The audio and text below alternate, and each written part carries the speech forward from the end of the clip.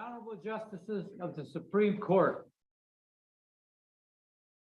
Hear ye, hear ye, hear ye. Court from recess, now sitting. Please be seated.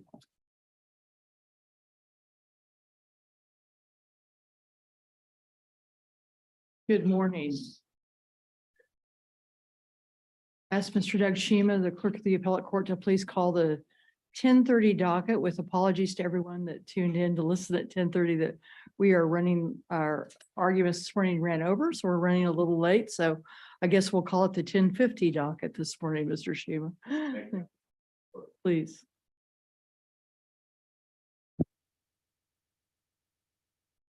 The 10:50 docket for Monday, October 24th, 2022 consists of one case. Appeal number 121914, State of Kansas versus Joseph P. Lowry, Shawnee County, briefs both sides.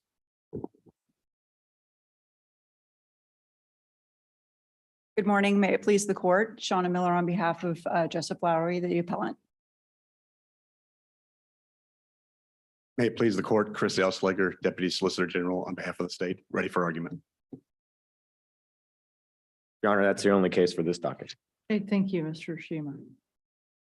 Counsel, you may come forward, and 121914, State of Kansas versus Lowry.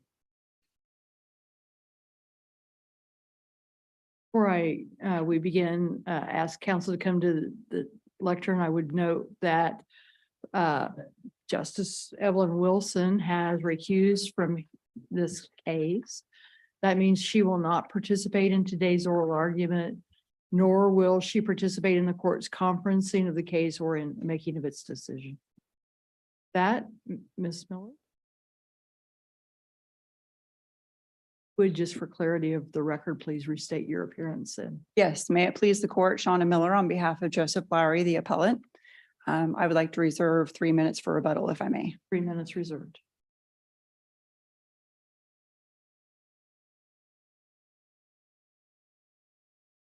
We'll go ahead and do it that way since no, that's okay.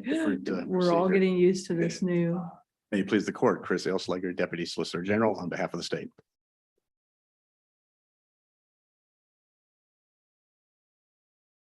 Good morning again. I would like to start just give you a brief summation of the facts, although I know the court's very familiar with it. I think our audience might enjoy it a little bit as well. Also, in addition to that, I will be arguing the issues as raised in my brief, whatever ones I can get through this morning. So, Your Honors, this is, to say the least, a very bizarre set of facts underlying this case. Back in March of 2017, Shawnee County law enforcement discovered 3 bodies in a basement in Northwest Topeka.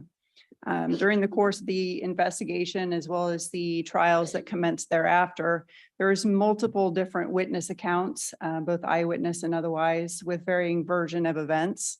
And so this is kind of a very interesting case just because there were so many co-defendants, so many different kind of accounts of events in this case.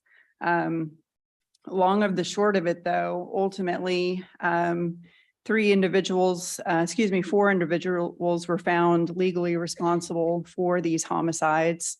The actual individual who we believe, based on the evidence, did the physical killings was a Joseph Cron. But there was 4 other co-defendants, Mr. Mays and Mr. Flowers and Ms. Lyles, and then of course my client, Mr. Lowry.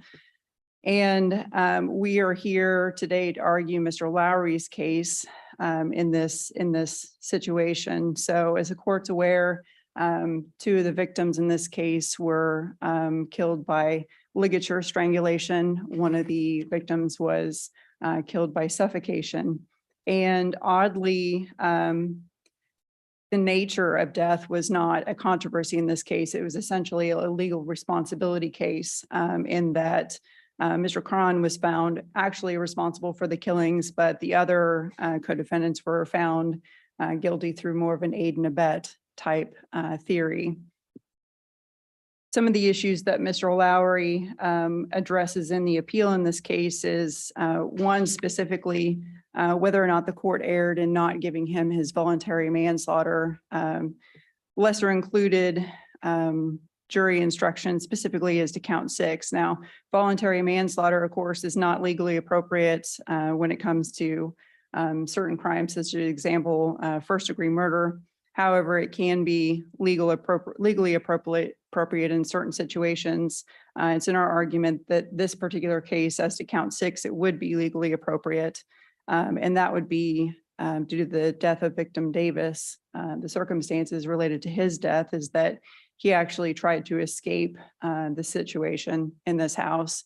And it's Mr. Lowry's contention that it was his attempted escape that brought about this factually appropriate request for the instruction, was that the killing was done as a result of a heat of passion. It was not thought through. It was sudden. It was emotional.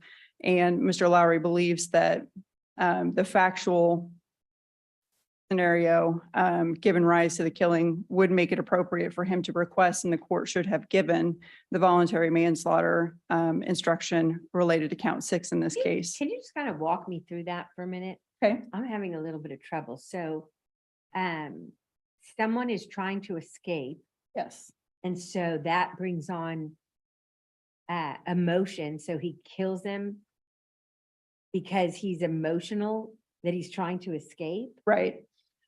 So one point of clarification, Mr. Lowry did not do the actual killing. Mr. Cron did, as far as physically. Now, obviously, we're dealing with the aid and abet theory.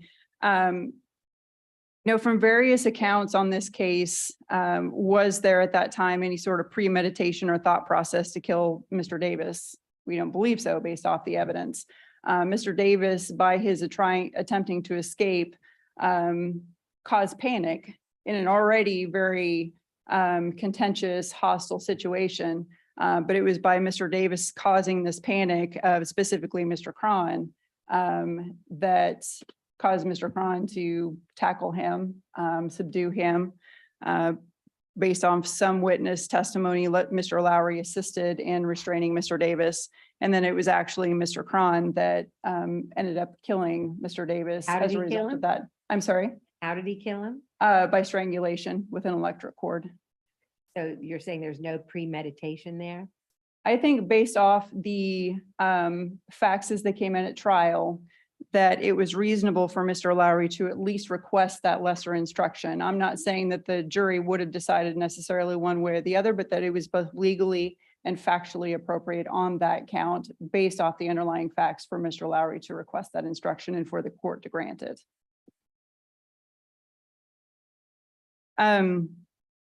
Moving on to the second issue that Mr. Lowry raised in this case was the admission of various gruesome photos. And this was an issue that was brought up in some pretrial motions and was analyzed by the court. And there was a written ruling related to that analysis. And I guess a couple of things that I find particularly problematic is that, obviously anytime when you're dealing with a homicide, you're likely going to have gruesome photographs. That's just the nature of the underlying situation. But with this particular case specifically, there was no disagreement per se as to the cause or nature of death, as I indicated, by either strangulation or suffocation. Yet over the defendant's objection, the state was allowed to introduce numerous photos, specifically, I believe, to victim Davis. There was numerous photos of just the facial area, which of course was extremely gruesome in nature. There were some physical injuries. There's a couple of photos with him still have the ligature around his neck, extremely disturbing. And it's our contention that while one photo may have been appropriate, certainly introducing several photos was not appropriate and caused ultimately the jury to be very disturbed by it. And again, the testimony was extremely disturbing related to this case. The medical examiner testified in detail as to the nature of the deaths. I believe the medical report or the report was introduced at trial. And so there was really no reason or furtherance by the state to introduce so many gruesome photos related to the death of these individuals. And so ultimately that did have a prejudicial effect on the defendant's trial in this case. Your argument that the cumulative effect as opposed to any particular photograph, because I didn't really see fence drilling down saying, well, you know, this batch is okay and this one's too much. Right. So specifically, it would be the autopsy related photos. There's a couple of photos from the basement, I believe exhibits 33 and 34. And while those are disturbing in nature, I can see where the state would have some reason to want to display where the victims were when they were initially found. But it's the multiple photos of specifically, I believe, again, victim Davis of there's, 4 or 5 photos of essentially the same thing, just depicted at slightly different angles. And again, these are extremely gruesome photos.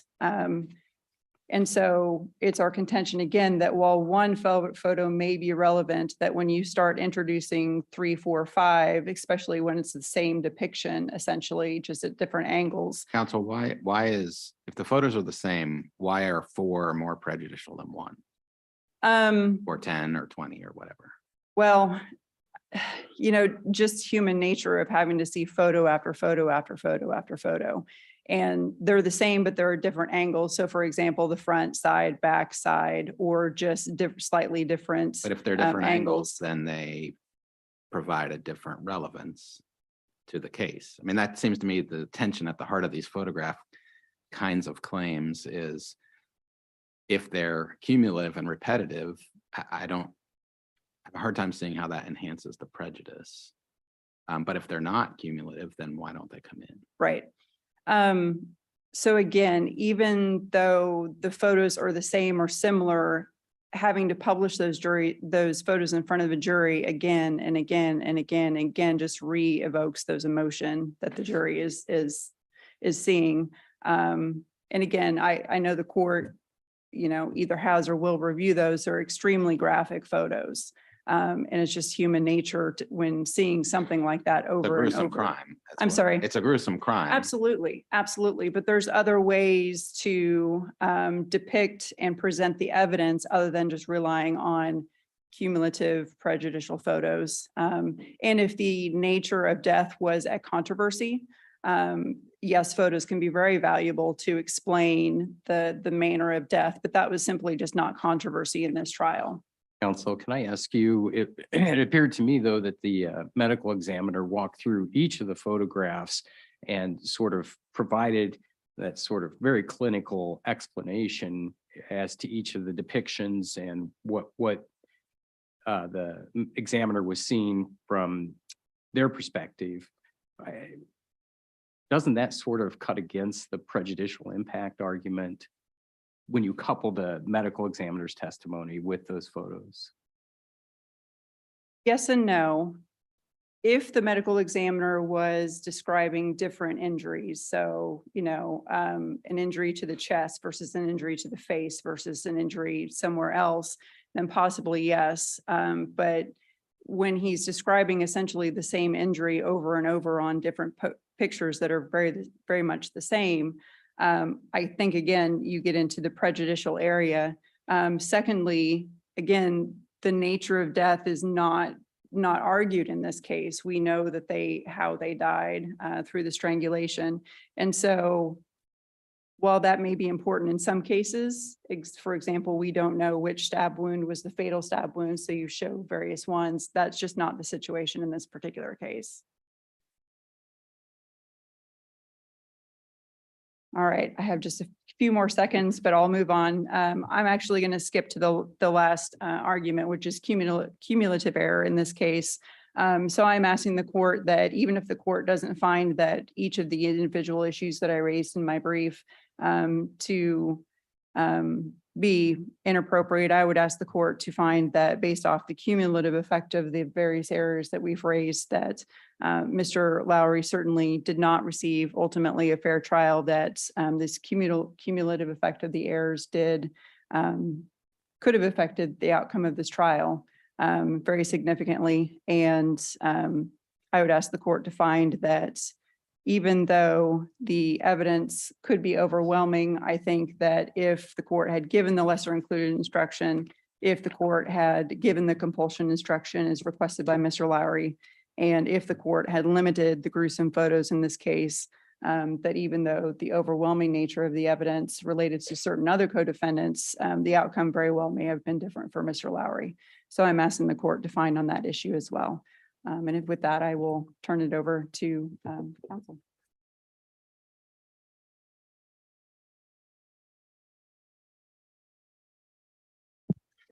May it please the court, Chris Slager, appearing on behalf of the state. From my point of view, this case is actually relatively straightforward. It's here because it's a murder case, not because there's any novel or particularly challenging issue. I think the law and the facts are pretty clear. With respect to the requested voluntary manslaughter instruction, the district court was correct to deny it. All of the evidence here pointed to the fact that each of these murders was intentional and premeditated and very methodically, or they attempted to methodically carry them out. Luke Davis was the first victim. They placed each of the victims in what they call the swivel chair, and then placed a plastic bag over their head to attempt to suffocate them. And I think that's pretty clear cut, intentional and premeditated. The fact that Luke Davis attempted to fight his way out, it wasn't just going to sit there and let them suffocate him, does not suddenly transform that attempted premeditated murder into a voluntary manslaughter heat of passion murder. I mean, Mr. Lowry already had formed the intent, along with Mr. Cron, the intent and premeditation to kill each of these three individuals. And the fact that while he was attempting to carry it out, that one of the victims tried to fight his way out, doesn't suddenly transform it into a lesser crime. That makes no sense at all. And of course, the voluntary manslaughter instruction would not apply at all. So the felony murder of Ms. Fisher, and then Mr. Levitt's situation was the same. He had also attempted to fight his way out from what was clearly the third in a pattern of intentional premeditated murders. So I would submit that there was absolutely no error on the part of the district court there.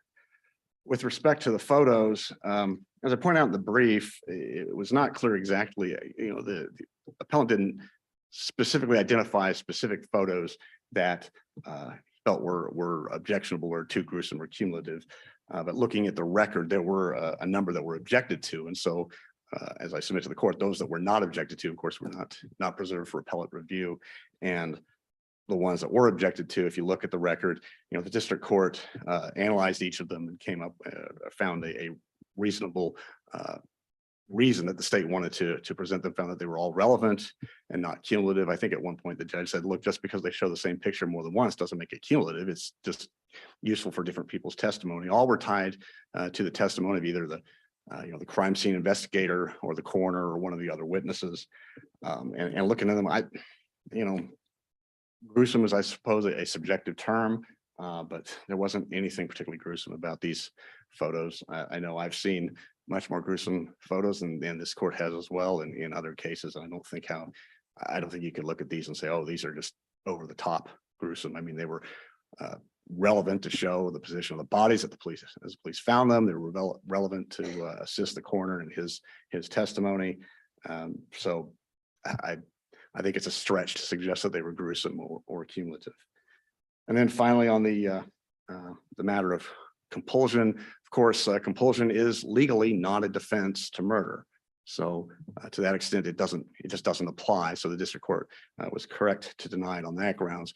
As applied to felony murder, and there were alternate counts of felony murder here, it would only apply if compulsion would negate the underlying felony. Right. And the logical problem that Mr. Lowry has, he claimed that he was afraid of Mr. Cron, but when this crime started, Mr. Cron wasn't present. Mr. Lowry and Mr. Flowers took Levitt and May's prisoner, kidnapped them, forced them in the house. And then Ms. Fisher was already there, and it's unclear. At some point, she, of course, was being held against her will. But again, that was all before Cron arrived. So the idea that he was afraid of Cron and that he should have got this defensive compulsion to negate the aggravated kidnappings is a bit illogical and nonsensical. And therefore, as there was not even a single error, there's no possibility for cumulative error. You have to have at least two errors to accumulate. There was not even a single error in this case. So if there are no questions from the court, I would simply submit that the district court got this correct and ask the court to affirm the convictions. Thank you.